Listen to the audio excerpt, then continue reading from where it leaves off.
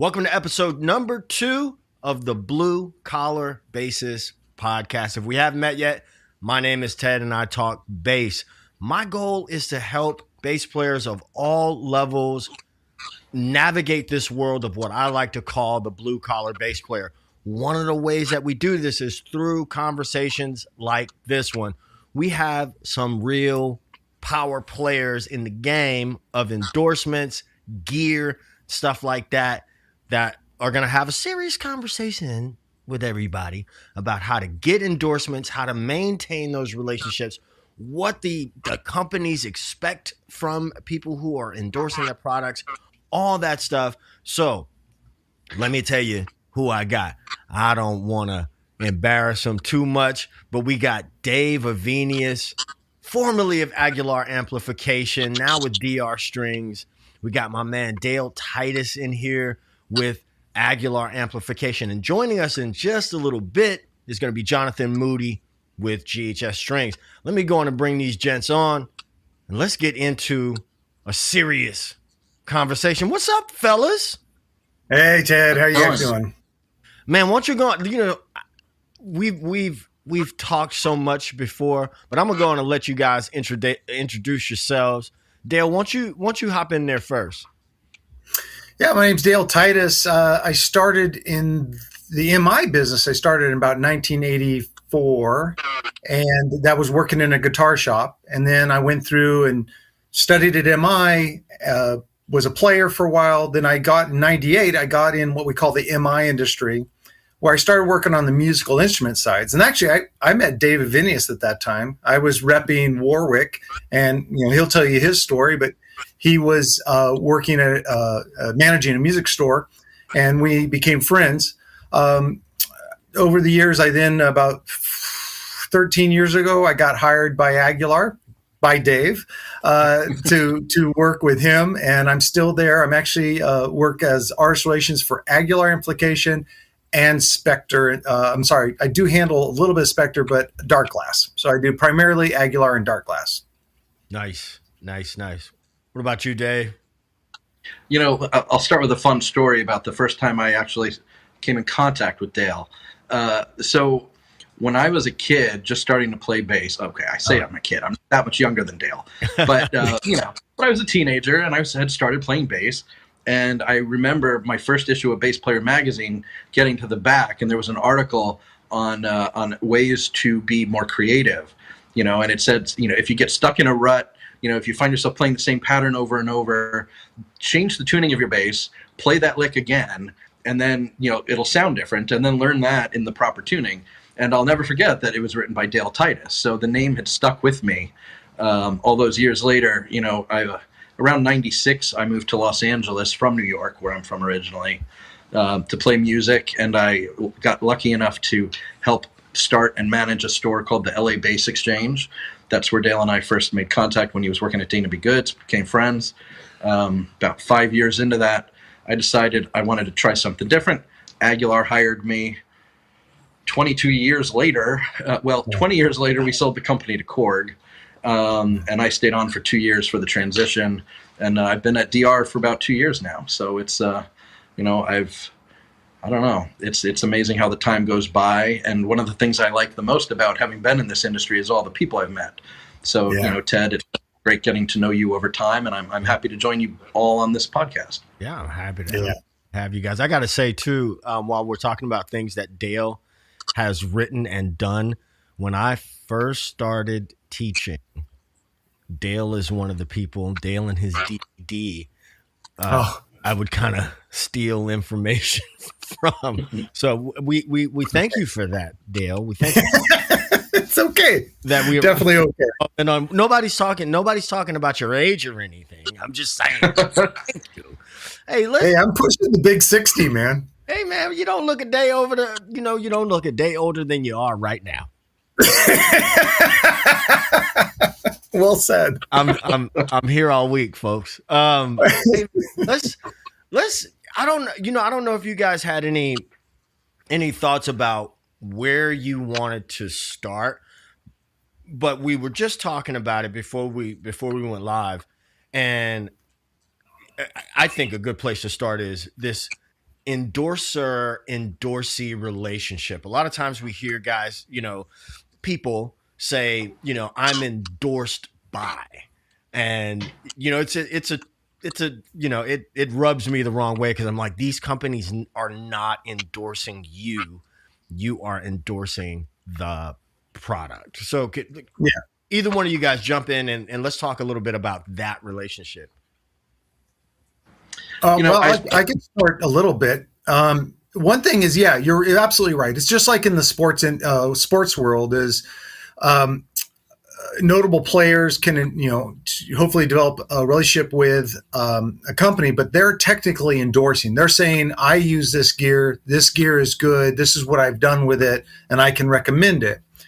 Now, I've noticed in our industry, specifically music industry with artist relations, there's a new term coming out, which is called endorsing artist partnership.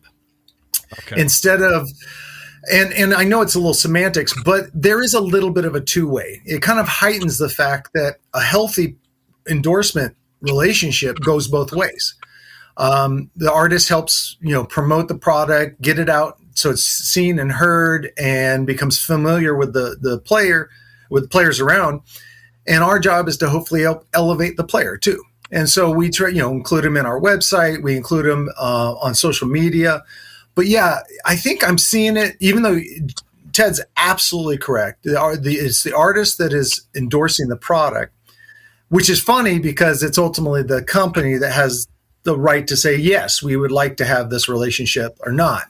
But once it's established, it's really better to think of it as a two-way partnership. Dave? Yeah, it's like any relationship. You get back out of it what you put into it, and if you go into it selfishly, that ends up reflecting in the whole vibe of an energy of the relationship. I was thinking about this earlier, and that thing about people saying that, oh, I'm endorsed by so and so. It kind of reminded me a little bit of a relationship. Like imagine like a dating relationship. Mm-hmm. You start dating this person that you've admired, you've been interested in for a while. You start dating them, and then someone says, "How's it going?" And you say, "Oh, so and so's dating me."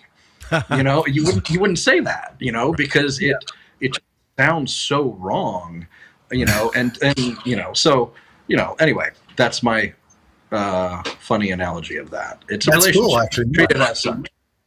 So since we're talking about healthy relationships, once that relationship is established, right? Mm-hmm. Like can we back up a step?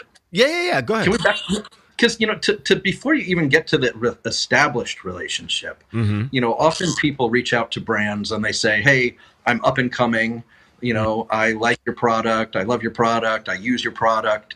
I think that those are all important things to say. Sure. So before you've even like officially gone into the dating relationship, you have to show that you're interested. You have to show who you are, so that so that you're building a healthy foundation. Right. And so I think that artists playing the product always, goes a long way. When you can say like, hey, I've been using your product for X number of years. This is who I play with. This is what I'm doing, and show some of the value that you can bring to the brand. Sure. That showing your willingness, for one, your use of the product, and then your willingness to and channels for helping the brand. That always puts your best foot forward, I think. It's a great point. Talking about the initial contact. I can only speak for myself, but because of the brands I manage, I get to 10 to 20 requests for an artist endorsement partnership a week.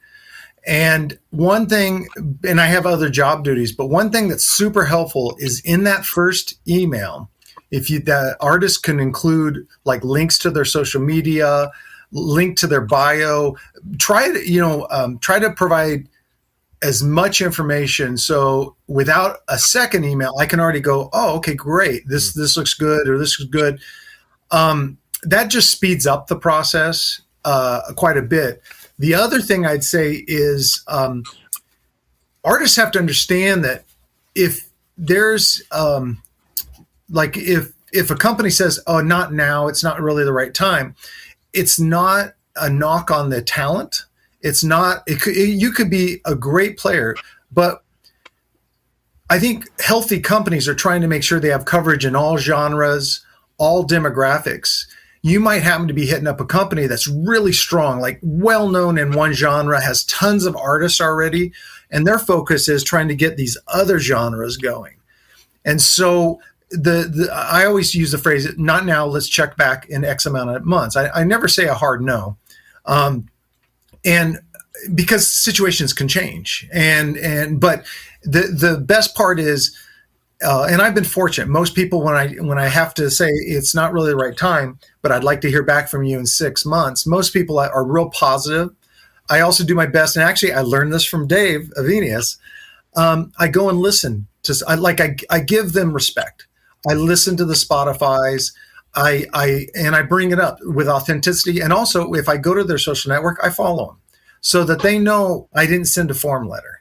That with all due respect, I listened and I made my evaluation, and it's either, yeah, this is a great partnership. This is going to help us because we're just trying to expand our company, and it'll help you. You'll be able to get gear at a better price, and then maybe we can elevate your performance.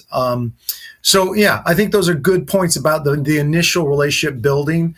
Those are things that I think may leave a real positive effect on me when someone gives me a lot of information initially, and if it's a not yet, they respond positively and they check back in. I really do want to hear back from them if they're still looking. Yeah, Dave. That's all very true. I think it's important. Speaking from the brand's perspective, we love that and appreciate everybody who wants to use our product.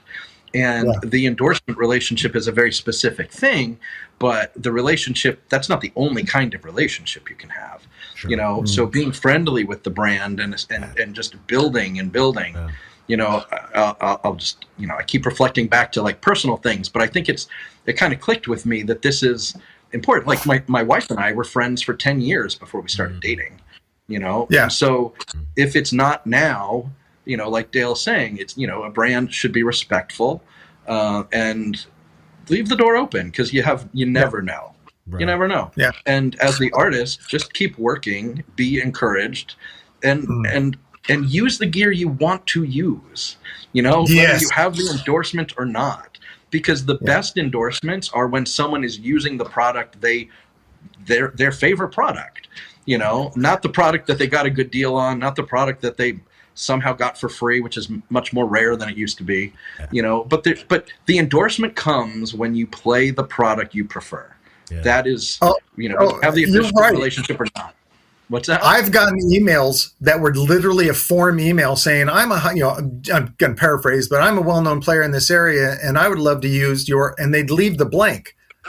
So obviously they sent it out to so many different, so they didn't really care. They just wanted the relationship. They didn't care about the product. That's brilliant. The other, and I don't mean to dominate, but one other thing I think is very important. If you happen to be a musician going to one of the trade shows like the NAMM show, it's great to make a contact if you're interested in getting an endorsement partnership going. It's great to shake a hand, maybe get a card, but realize that like the last NAMM show I did this past January, I went home with about 150 cards of people wanting endorsements. The NAMM show, if you want to stand out, I wouldn't do it at a trade show. I'd reach out any other time, anytime like a month after the NAMM show, month before. But doing it at the trade show, it's great to shake my hand. It's great to like have a quick brief conversation, but realize you're now put yourself in direct competition with 149 other artists looking for partnerships. And that's not great odds because we can't develop. You guys could see somebody coming with their hand out from a mile away. Right. In the old days, they would come with the packets with the 8x10s and the. Hang on a second, mister. I had one of those. Yeah, me too. I did too. I had a whole fold out thing. Don't get me started. But you guys mentioned something a little while ago. this idea of free stuff, right? Yeah. I'm like, man, and I've told people, I'm like, dude, I rarely, if ever, get anything completely for free, right? I mean, I don't know anybody who's not just like at the top of, you know, the A-lister that's getting anything for free. And if I may, you know, I would want to say how my relationship with Aguilar started. So, you know, I still know him, and I tried to get him here today, but he's busy. Not that you guys aren't like super busy, and I'm really appreciative of your time. But Daryl Anders, you know, we were living in the same area.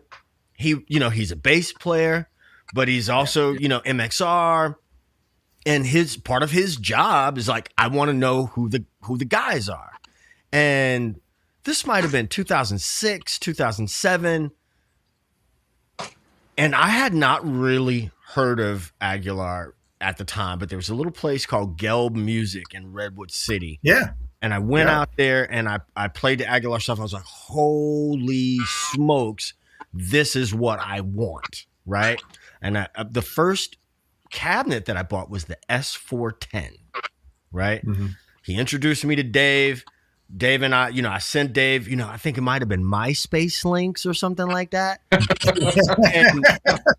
and I didn't become an artist until, you know, I was going out to LA to do an HBO show. And I'm just going to say, I have to say what this show was because it's that funny. It was called My Bear Lady.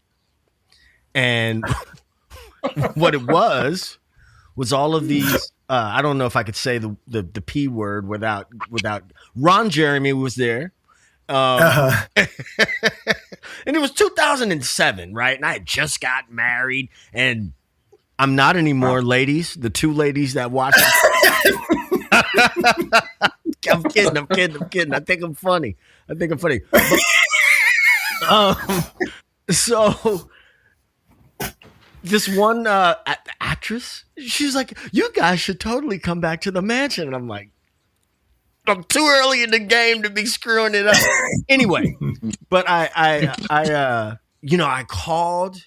I don't think I even talked to Dave, but I was like, I want to use Aguilar stuff on this show. And they, you know, they were like, product placement. What's that? Mm-hmm. Product placement. Yeah, it's like, you know, I mean, I imagine if I'm on the other end of that relationship, what's up from Brazil? You know, excuse me, just 1 second. I'm seeing, oh, you getting a compliment on the Warwick, the dolphin back there, Dale. And hello from Brazil. Hello to you back in Brazil. Listen, if you guys have questions, if you're watching live, leave your questions, comments, or whatever in the chat box. I promise I'm going to get to them. If you have a question, leave a cue in the beginning so I can, you know, make sure that stands out. But like I was saying, if I were in on the other side, a consideration would have to be, how is this relationship going to affect my bottom line? Because everybody's in this, everybody's got to eat, right? Yeah. So, you know, to that, nowadays, a lot of things are happening on social media. So you may get a person who's like really hot on social media, but is not playing out. And when I go to do gigs, nobody in the band cares what gear I use. They care that I, you know the tunes and all of that stuff. Right. Other bass players do. You know what I mean? Mm-hmm. But my question is, how has social media affected your decision-making process for building that relation or starting a relationship like that with someone? Well, you know, I think it goes back to one of the core things about the artist and endorsement relationship, which is how is it mutually beneficial? And I will say it's made it more complicated, you know, because it was one thing when you could go, okay, this artist is, you know, has X amount of followers, You know, or actually, look, go back even further. Before that, it was, okay, this artist gets written up in magazines pretty often. They end up on TV pretty often. You know, now magazines, you know, are not as powerful as they used to be. So then it's like, you know, we're still digesting, like, okay, they have X amount of followers on Instagram. They play in a band that has this many plays on Spotify. You know, so you do have to take a little bit of a deep dive into all of those, you know, channels. But then, you know, when someone's an influencer, you know, like on the far side of what you're talking about, you know, so, you know, their presence on social media as a musician is one thing, but there are some pretty big influencers that are great musicians that I don't know if they tour, you know. I've seen, you know, you see them play in their bedroom and they're awesome, or they're entertaining, or they have something that grabs you. Like me. And entertaining, right? Entertaining, good looking. Come on, Dave. I thought you meant you were grabbing me, and I was going to leave that one. That's why we keep camera distance. Ted. Everybody's got their pants on, people. You knew that was coming. You knew that was coming. It's PG. It's not G. It's PG. But what the heck was my point? Oh, but, you know, so like, you know, so, but that's an interesting thing about all of this is that back in the day, you know, I remember seeing, I'll never forget seeing one of my video of Van Halen and thinking, I want to do that. And then a little while, you know, and I started playing bass, and then Pearl Jam came out, and I saw the videos of them just, you know, stage diving and Eddie hanging from things. And that was what, you know, that's what, drew me in a really, I knew I loved music, but it was things like that made me go, I got to do that. But today, to a kid or a teenager or an adult, anybody just starting out, you know, where are they going to get, what grabs them, what gets them excited and lights that fire? And it might be someone playing in their bedroom in a really fun or engaging way. And, you know, brands have to, you know, we have to pay attention to that, and respect that. And look, like Dale said, if we have to say no, it should be done respectfully. Sure. But we have to consider all those people who have the engagement. I'll give one caveat to that, and then I'll let Dale chime in. But, you know, one of the things that gets a little, I'm just going to say uncomfortable, is, you know, there are some artists that we work with who are shredding guitar players, but they also happen to be beautiful women. And, you know, when you go through their comments, you see things like, wow, that, you know, that's great how you played this. And then you see other things that are like, oh, you're so beautiful. It's like, okay, you know, let's be respectful of the people who are creating their art for our enjoyment. Sure. You know, I get that all the time, man. I get that all the time when people just. I'll stop. Mainly for me, they're like, I'm so beautiful, and I'm like, thanks. You know, I got to keep Dave on his toes. That's all. So, what do you? Well, go ahead. Dave. I would say yes. Social media has added a cool dimension that is appealing for me when I'm looking at artists. Sometimes what happens is some bass players out there, and I was one of these guys, didn't have a band.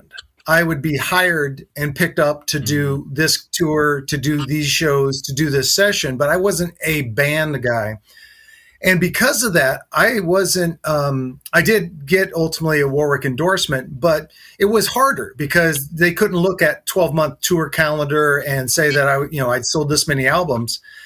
Nowadays, what's great is if you're that kind of player, you're a session and live, kind of hired gun, get your social media just balling. Lots of posts from different venues, posts from sessions, get your viewership up, get your followers up. Because for me, that means one thing is if I was to, develop a relationship, partnership with you as a player, and you're in this one band and that band ends, and then that partnership had kind of this weird thing. And now you got another day job, and that's cool, but you're not in music anymore. That's awkward. But if you maintain your musical appearance on your social media, our relationship is growing and it's helping each other.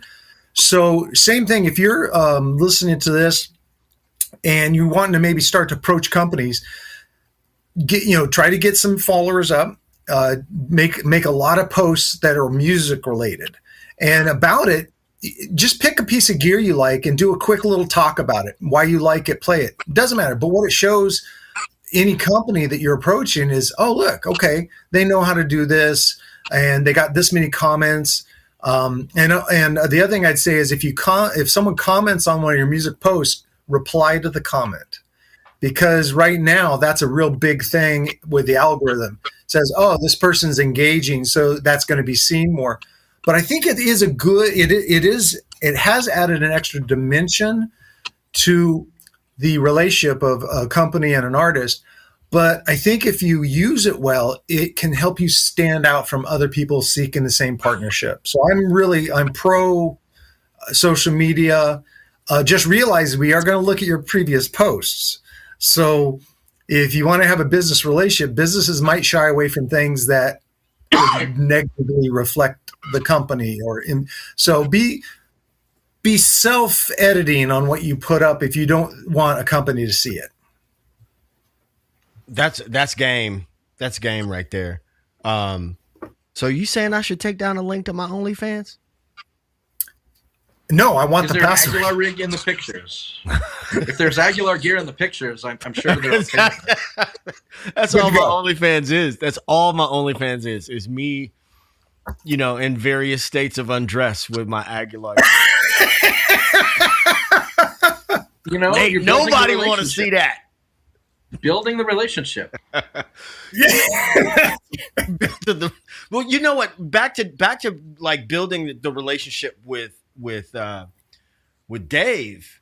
I had the S410, but like I wasn't ready to have this full on relationship, and I might even still have this email from Dave where he basically said, "Hey, do these things," right? But I think having some skin in the game, right? Mm-hmm. Having, if you look, I've already purchased this, and this, right? I got some skin in the game. I had a guy, beautiful cat, but he hits me up out of the blue, and he's like, "Hey man, can you put me in touch with your man from Aguilar?" For what? You know what I'm saying? Like, first of all, you and I haven't talked in months. You know what I mean? And I was just like, man, look, OG, look, before you set up the ask, holler at me every now and again and just say, hey man, how you doing? Yeah, exactly. It's all relationships. It's all relationships. And I still don't get nothing for free. Right? So, and because businesses have to remain in business. We got a question here. What are the cons of an endorsement deal? Are there any cons of an endorsement deal? Well, I mean, I could start with one is if you happen to sign an exclusive with a company. So you actually sign saying that when you're going to, appear on stage and videos, on photos, things like that, you must have the brand. There sometimes can be some tension if like you go to a venue and the backline company didn't have the rig or for the company that you endorse and they made a substitution. That can be a little uncomfortable. I think most artist relations people understand it, that backline companies don't necessarily have exactly what you want on your rider. There's not a lot of cons if you approach it like a healthy partnership. I don't lie, as an artist, okay, wait a minute. I can say one thing you can do that can get you kind of blackballed because all artist relations talk to each other. Oh, let's go, Dale. Is do not purchase something for yourself as an artist relations and sell it like right away. When you do that, you basically kind of screwing the company. You're not only hurting the company, you're hurting the dealer that could have made that sale. And what you don't understand is we always find out because the person then calls for tech support or something, or they want to get an accessory and they call a music store and they say, I bought it from this artist. And then it comes back to us. That is bad. There's not a lot. That's just like one of the worst things you could do. Purchase the gear for yourself. for your use. Now, let's say after many, many years, you want to upgrade to something else, then talk to the company, say, hey, these are my plans, make sure it's cool with the company. That happens to us because Aguilar's been around for so long. Some of our early artists will say, hey, I'm going to sell this GS 112. I'm not using it anymore. I've had it for, 15 years or whatever. That's okay, because they're informing us, they're asking us, say, is this cool? I'll say yes, and then we'll work out whatever they want to get. But if you're using your connection with the company to make money by selling gear and giving it, selling it to your friends, if that's found out, everyone will find out. Happen a lot? Not a lot. Okay. Okay. Now again, I'm old. I mean, I started playing just after electricity was invented, but yes. Wait, Dale. Yeah. Hold that thought. Hold Okay. that thought. Hold that thought. Is the mood man here? Hold that thought. It's Moody. No, he's not here if he's not wearing a bow tie. He's not wearing a bow tie. Would you? Well, Dave, the pandemic's changed a lot of things for people. That's so. Okay. Oh, bro. It was the shortage of bow ties. branding. What's that, Dan? Nice to see you, John. Man, nice to see you. Now, look, Yeah. before Dale continues his story, I should probably let him continue his story because he's older than dirt, according to his own statements a second ago. So, But look at his hair. man's got a full head of hair. Man's got a full head of hair. And- No, all I was going to say was I wasn't even an AR guy, but back in my early days of Warwick, there were two artists in about a 5-year period that we found were calling up saying, hey, I need this for this gig. They'd buy it, and then they would turn right around and sell it to somebody so they could make money. And back in those days, the person would fill out a warranty card, and it'd have the serial number. And we were able to easily see, like, oh, wait a minute. And so, yeah, you respect the relationship, and it's going to respect you right back, man. But you abuse the relationship, it's easy for the company to say, hey, we're going to terminate. And then, man, there's coffee talk at NAMM shows. It'll get out. So just honor the rep, treat it professionally, Can I circle back to something Dale said before that, and then let John chime in? Sorry, John, I just want to follow up on a point, if you don't mind.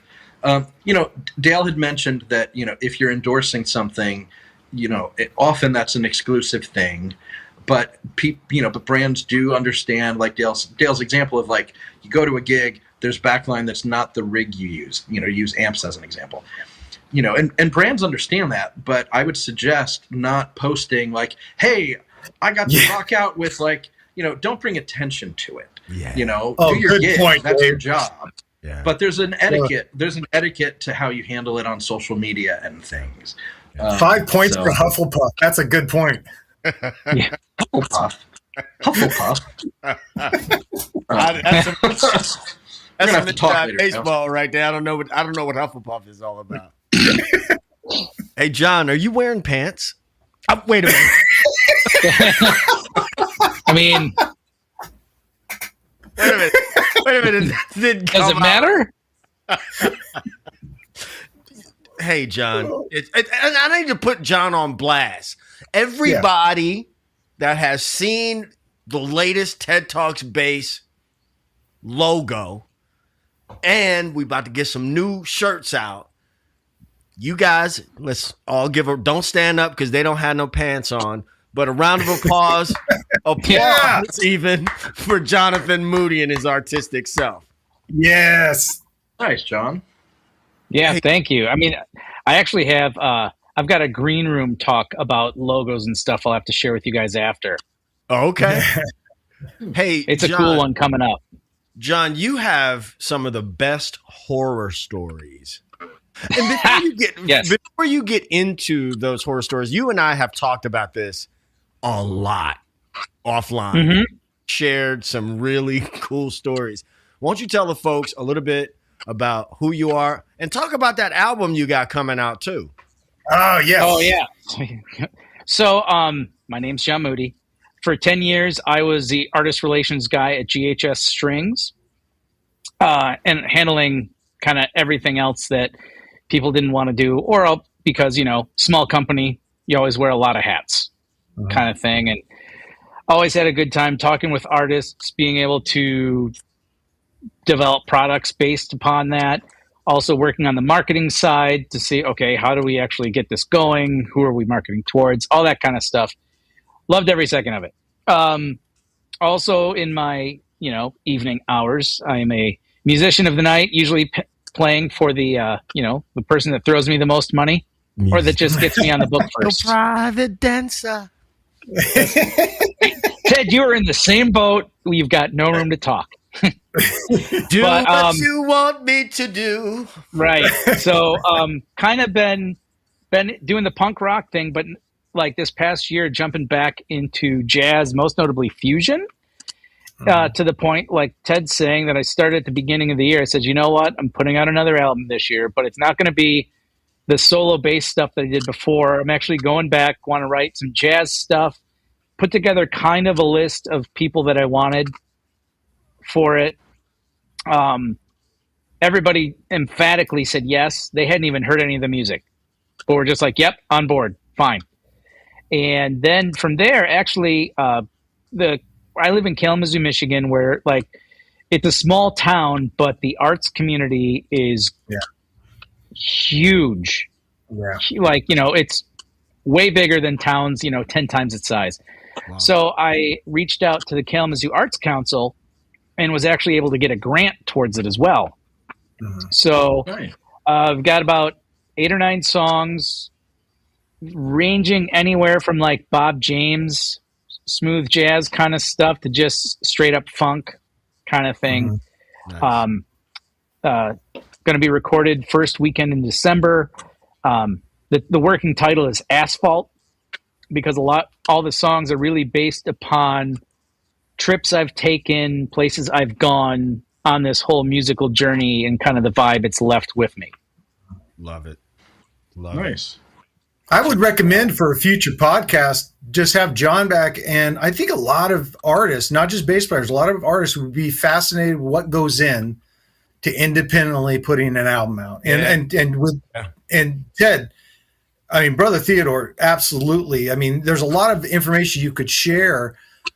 Like, I didn't know grants existed for this thing. Right. John found them. So I think if you could share like how you found it, how they can see if it's available in their area, that's a great future podcast that I will watch. Noted.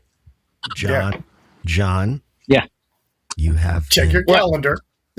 Yeah. I didn't even do it. I didn't even. Man, I tell you, thankfully, after I think November 3rd is when my schedule frees up until like late May, and I am so looking forward to it. You talking to me. Yeah, exactly, because I can spend time with Ted. That's all I want to do. Bring your tea. John, seriously, this man, this group of fellas, the cats. Hey, man, let's hear these horror stories about. So, I mean, I think a lot of the stuff for me came from, I think, the realization that, and maybe you've seen this too, Dave, with DR, is that because the price point of the product they're endorsing is so low, I feel like they feel that they can get away with a lot more. People don't value strings sometimes as much as they should. Right. The thing I'd like to point out is that the strings start the entire signal chain. Oh yeah. They're the most affordable thing you can do to upgrade and improve the sound of your instrument. Well, I mean, it's like gas in your car. No one really thinks about it, but at the same point, you don't have gas, or you have bad gas. So, I mean, like I had like Dale was saying, you guys just touched on. We had one guy, like a friend gifted him a set of strings for Christmas or something like that. So he did a social media post, again, GHS artist, holding up a photo of Roto Sound strings saying, going to try these out. That's not a great look. I think one of my big favorite, I mean, a lot of them, anytime somebody comes at me trying for an endorsement and they lead with how many years they've been playing, I know it's going to be a bad discussion. Yeah. Why is that so? Well, I'm of the thing, just because I've been playing bass now for, 35 years. Some young bucks in here. Right. But with that doesn't mean that I'm any good at it. Just that number. Somebody told me once, do you have 10 years of experience, or have you been repeating year 1 10 times? Oh, bars. Oh, right. Bars. So Yeah. So that's where the old guy said bars like a kid. Right. So I watch TikTok. So I mean, there've been so many times like that. Like I had one guy, after I looked at all, and I'll still give them the benefit of the doubt. I'll look through everything they give me. Yeah. I mean, a lot of times it doesn't work out well for them, but sometimes it does. But I had one time a guy said, "How old are you?" "I've probably been playing longer than you've been alive." Well, that's a good reason to give them an to work with them. Exactly. I was like, you know what? Touche, sir. Here's the contract. You remember, and you guys, so there's a running theme here also, is that one, the NAMM show is not a place to go looking for endorsements. Yeah. Another thing that I'm hearing is that you guys know and remember names, right? So it's first chance to make one chance to make a first impression, right? Yeah, and I mean, we had I think my favorite one was guy from the 80s, had a modicum of success in a couple of I wouldn't say the big name hair metal bands. I would say probably like the second or third tier ones that, were kind of like hopping on the bill, or it would be the thing when the record label's like, "Hey, we need another band like Poison. Oh, get them." Kind of one of those kind of things. Had a modicum of success, but carried himself, especially at NAMM, like that was like everyone should be so amazed. And like he was always very hard to deal with. Yeah. Very hard to deal with. And I remember the one time he said something to me in a phone call, and he said something like, "Well, I haven't had my contract renewed in a long time. This is an outrage." I'm like, "Oh, great, cool." Sent him the new one, and he proceeds to edit it and send it back. And I remember the first line said, "In honor and respect of so and so's contribution to heavy metal and music in general, GHS will," it was this thing of the whole thing of we would have him at the booth. We would pay him a per diem every day that he is at the booth. There would be signings at the booth. We would also book him a gig and a feature at one of the places at NAMM afterwards and stuff. And I mean, I laughed. It was one of those, I sent it around to everybody, be like, "Get a load of this," kind of thing. And I basically wrote it back and said, "No, sir, the original contract is what I gave you. You can either sign it or we can cancel this right now. You've got a day to respond." Wow. Yeah. Wow. Name names, bro. No. I don't mean in front of everybody. I don't mean in front of company. Come on. Yeah. Come on, John. Let me interrupt you for just a second. MJ Morgan is saying, I know we kind of touched on this a little bit earlier, but if we could just recap on this. She's saying, how many bands do we have to play in before applying for a string endorsement? One. Yeah. I think I'll let John take that and then I'll comment. Yeah, I mean, I think, I don't see as many. You don't have to be playing in tons of bands. I mean, I think a lot of it, especially now with how social media is, if you know how to work your audience, you know, you can be in just one band playing out casually, but if you're getting the reactions from people, not the likes, getting legitimate reactions from people and talking to people about that, and people are asking you what you're playing and you're showing them and you're telling them, I mean, it would be one band's probably fine. Yeah. And that's sort of what you guys were talking about before John hopped on was this social media era, how we're working the engagement in those spaces. Also, thanks for that, John. We got Wayne Lawrence from who is rep from the Gerald Veasley boot camp. He says, "Oh yeah." Says Aguilar has always been a big supporter of the Gerald Veasley boot camp in Philly. GHS Strings would love to have you be a part of the camp as well. I'll make an introduction. And but even with things like that, right? When you have camps and stuff like that, say like, okay. And I'm not saying these guys are, not upholding their end of the bargain. The point I'm getting is, with these relationships, we will build this relationship. I'm speaking in this fictitious role as a company. You're going to talk about our products. You're going to represent the brand in a good way. Things that I guess you would expect, right?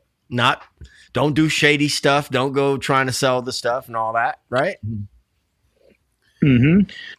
Treat it like a relationship. I mean, it's a relationship, and to answer the question about how many bands, again, it's like, what are you bringing to the relationship, and understand that relationships sometimes have to build over time. Mm-hmm. You can always start a relationship, even if your end goal is like, you want to work directly with the brand, as long as you go into it with, in a healthy way and say, look, I love your product. I would like the opportunity to work with you directly someday. You're acknowledging maybe it's not right now, but you just want to get to know the brand better by having that personal connection.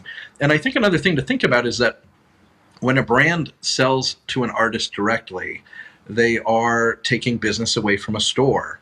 And, the retail landscape in the world, really, but I was going to say in our country, the retail landscape has been changing and changing and changing. And those stores are made up of people like each of us, that had a dream of playing music. And sometimes the path, like I said in my intro, I moved to LA to play music.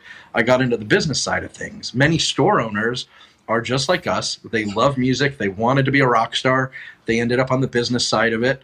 And when a brand sells directly to an artist, they're taking business away from that store. Yeah. And the trade needs to be that the artists can help bring enough business back to their local dealer by talking about what product they use and say, hey, I love what I play. Go buy it at, Bob's Guitar Emporium. Mm-hmm. It's a relationship, and it's a community. We're all in this because we love music, and at whatever stage of your career or whether you're working at a store or you're an artist looking for endorsement, it's a community. We're all in this together. So just, I think if you approach it that way, and be patient sometimes. And to balance out, part of the conversation is maybe relationships that haven't been healthy, and I think I can speak for all the guys here, by and large, an overwhelming majority of the artists we work with are great.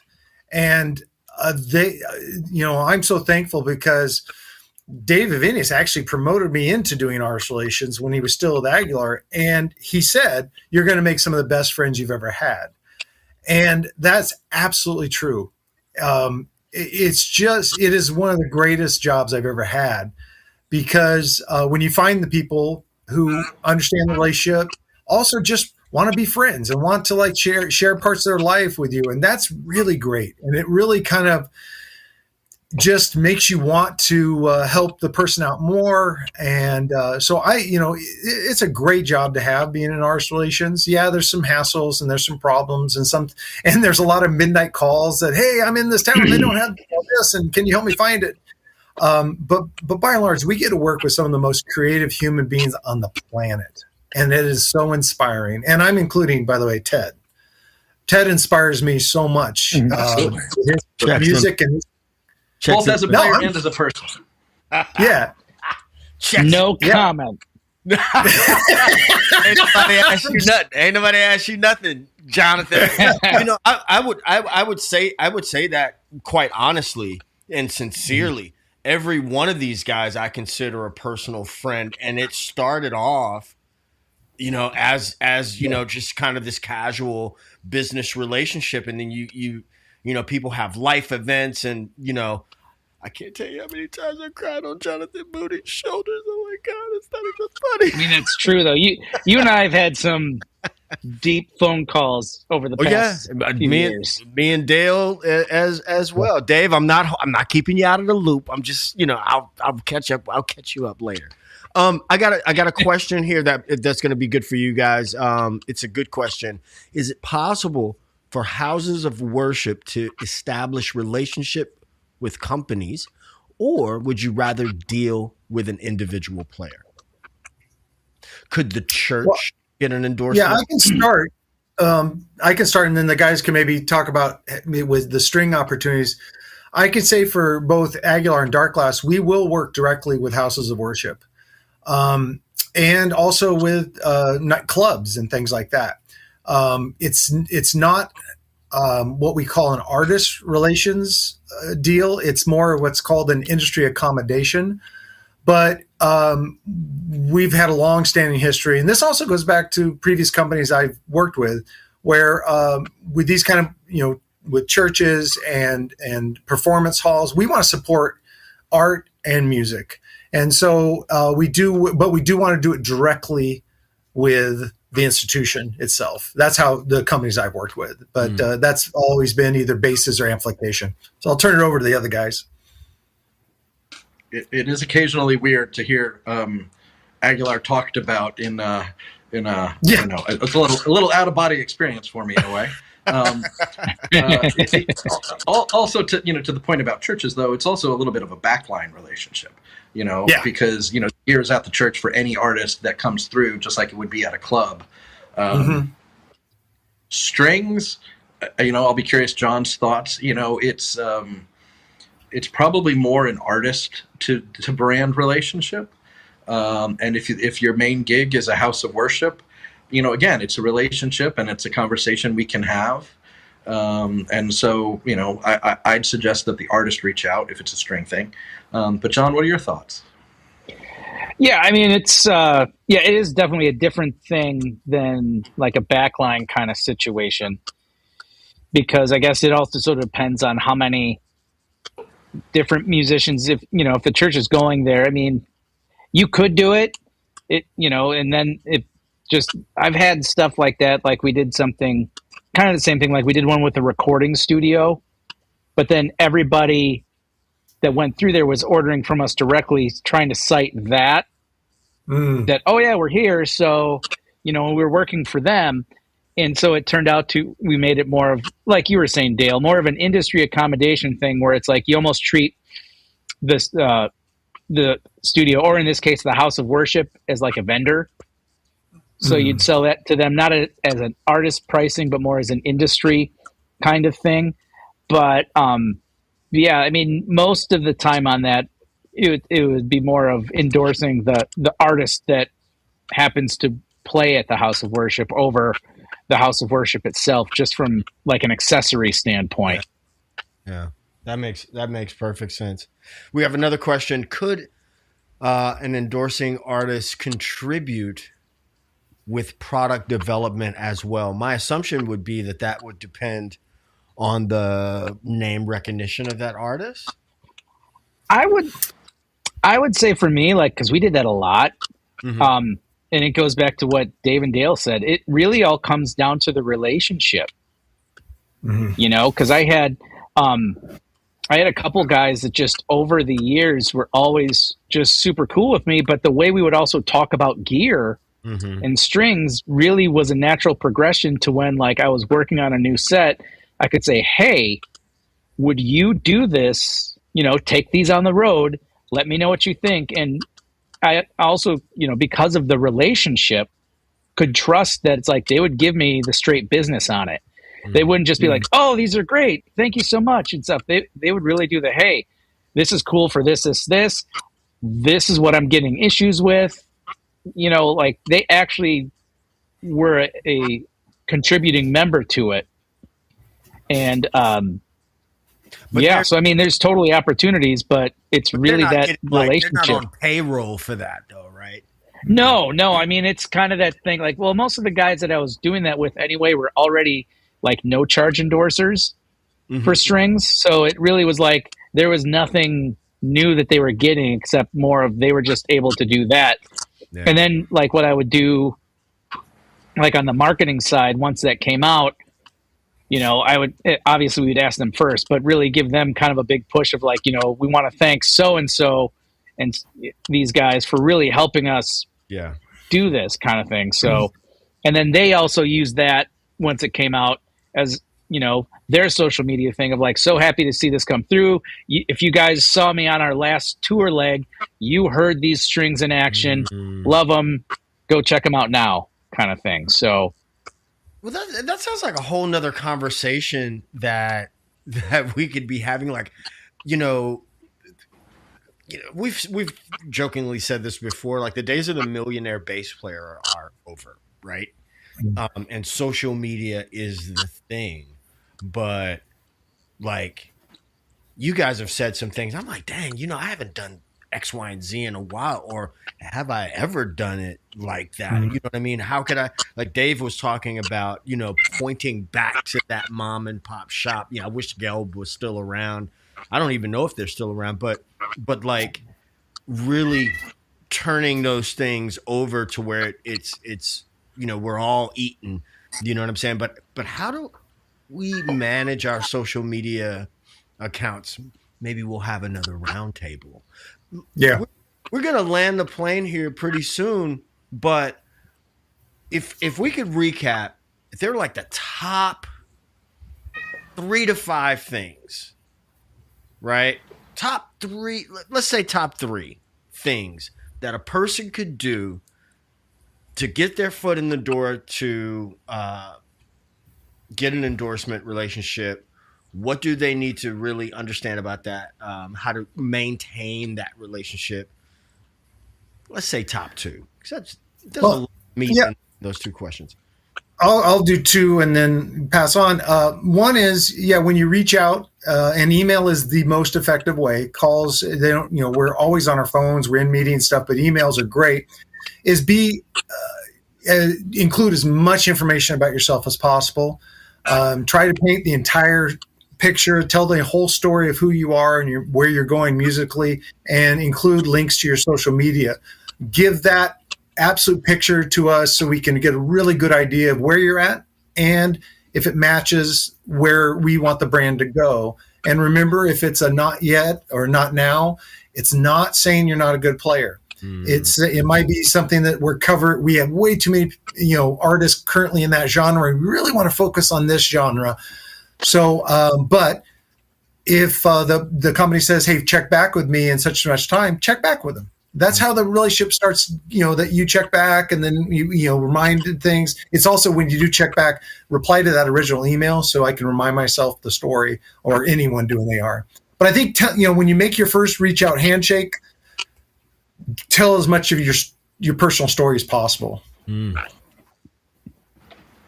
David, I'll play the gear that you prefer. Play the gear that you love, whether it's the strings, the pedals, the amp, the pickups, the whatever it is, the bass, the cabinet, whatever. Start there, because when you approach a brand and say, look, I'd like to develop a direct relationship with you because your product is integral to my sound. That goes a long way, both to the brand, and then whether the endorsement relationship is now or later, that's the endorsement. That this is the thing I can't play without. Like, this is my sound. And so that's probably one of my biggest things is play what you love. Yeah. I just want, before John, I love you. I just want to Not a word, okay? We haven't said anything. You got no bow tie. You got pants on. I don't even know who you are. You don't know if I have pants on. Dave, that is so like, it's almost like saying, look, we ain't gonna give you anything for free anyway. So you might as well just, you know what I mean? Here's the thing that I would play. I'm just gonna play this anyway. I'm gonna talk about it too. Maybe yes, but also a thing I guess I would think about is that why do you play music? You play music because hopefully it's your heart and your soul, and it's how your mental health, and it's like it's who you are. Yeah. Seek your validation in the music you create, not products you get a good deal on. Come on, come on, Pastor Dave. Can I say amen? Hey. Well, there you go. Mike, Okay, John. John is over there about to come through the screen. No. Me out. I would say with that too, especially when you're approaching a company as well and wanting to build that relationship, also take a very hard look at everything you're presenting as well. Because especially in this day and age, if somebody says, I am endorsing brand X, and like all their social stuff is poo-pooing on other people in the music community, is doing something like, man, I played this gig last night and the bass I was using was just a piece of crap. I don't know what I'm going to do without this. That's going to reflect on the company and your relationship. Yeah. As a whole. So I would say take and it's hard, because, we don't really like taking that objective view on ourselves, myself included. But I think especially in this case too, while you are building that relationship, if you're at a not yet or things like that too, also do that little bit of business side to be like, okay, what would change them from a not yet to a yes? Absolutely. Great. So that's game too. John, what you're saying is like, what all of you guys are saying is,